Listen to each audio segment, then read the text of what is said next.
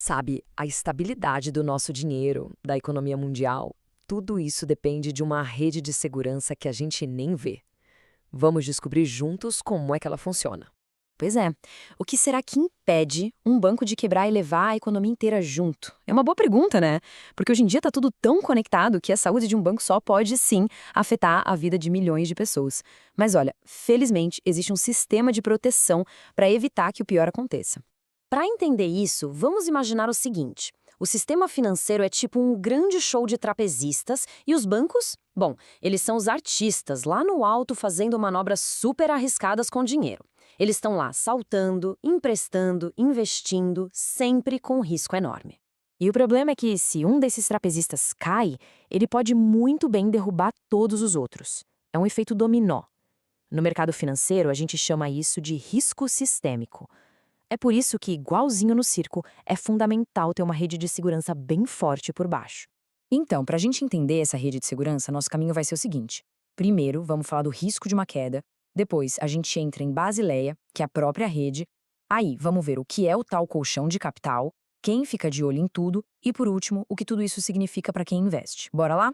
Bom, e essa rede de segurança global tem nome, viu? É o Acordo de Basileia.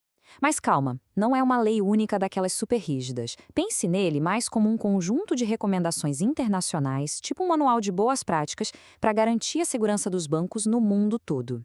O nome vem da cidade de Basileia, lá na Suíça, onde tudo foi combinado.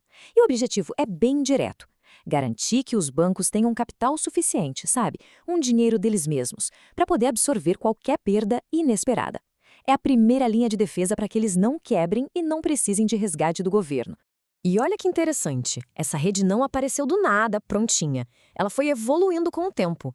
Tudo começou lá em 1988 com o Basileia I, que olhava para o risco mais básico, o de crédito, ou seja, o risco de alguém não pagar um empréstimo. Anos depois, em 2004, veio o Basileia II, já mais sofisticado, trazendo os famosos 3 pilares que a gente já vai entender. E aí veio a crise de 2008. Ela foi a prova de fogo e deu origem ao Basileia III em 2010, que deixou tudo bem mais robusto, exigindo mais capital e de melhor qualidade e olhando também para a liquidez. Certo, agora vamos mergulhar no coração do acordo, o famoso colchão de capital. Mas o que é isso afinal?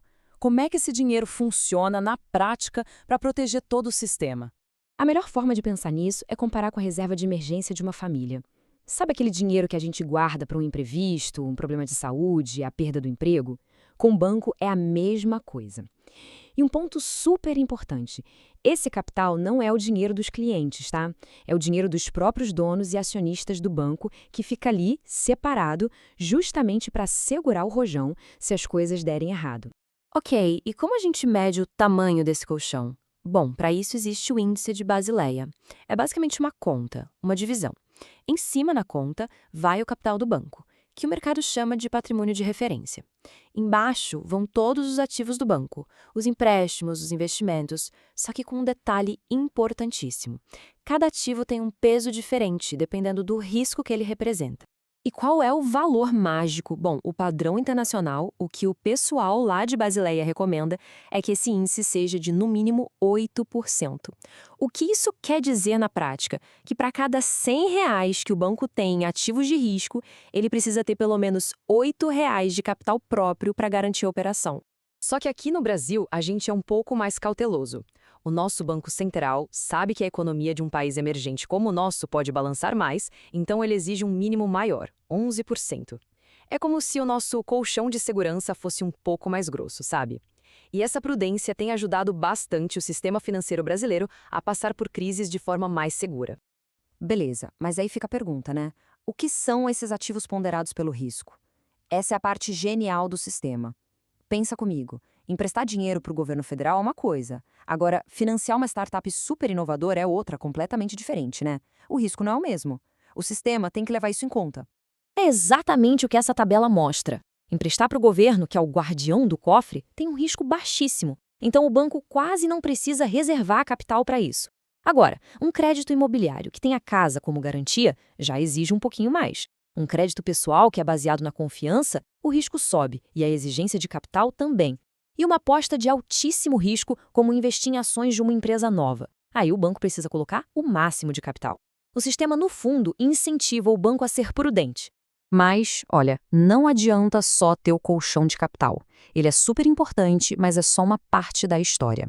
Lembra que a gente falou dos 3 pilares? Então, os outros 2 servem para garantir que as regras estão sendo seguidas e que todo mundo possa ficar de olho. A mágica está na combinação desses 3. O pilar 1 é o colchão, o capital mínimo que a gente acabou de ver. O pilar 2 é o olhar do juiz, a supervisão. Quem faz esse papel aqui no Brasil é o Banco Central. E o pilar 3 é a nota do público, ou seja, a transparência. Os bancos são obrigados a divulgar suas informações de risco para todo mundo ver. E esse pilar 2 não é brincadeira, não.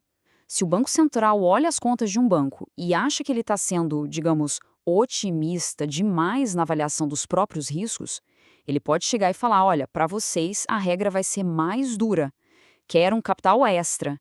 Isso é supervisão na prática. Força os bancos a levarem a gestão de risco a sério de verdade, não só para cumprir uma fórmula. Ok, a gente sabe que tudo isso pode parecer bem técnico, né? Índice, pilar, capital. Mas no fim das contas, por que quem investe deveria se importar com tudo isso?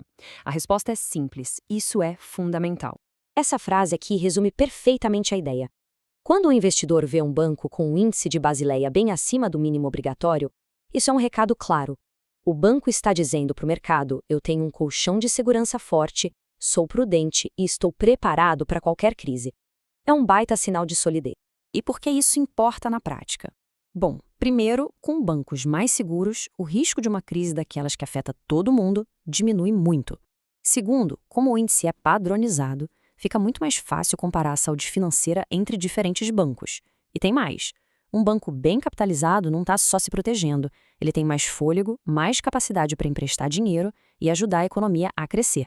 Então, fica aqui uma dica de ouro. Na hora de analisar um banco, seja para investir nas ações ou até mesmo para decidir onde guardar dinheiro, procure pelo índice de Basileia. Essa informação tem que ser pública por causa do pilar da transparência. E acredite, é um dos melhores termômetros para medir a estabilidade de uma instituição financeira. E para a gente fechar, fica uma provocação. O Acordo de Basileia foi pensado para o mundo de bancos tradicionais. Mas e agora? Com a explosão das fintechs, dos criptoativos, o que a gente entende por risco financeiro está mudando completamente. O grande desafio para o futuro é como essa rede de segurança vai evoluir para continuar protegendo o nosso dinheiro nesse novo cenário. Essa é uma discussão que está só começando.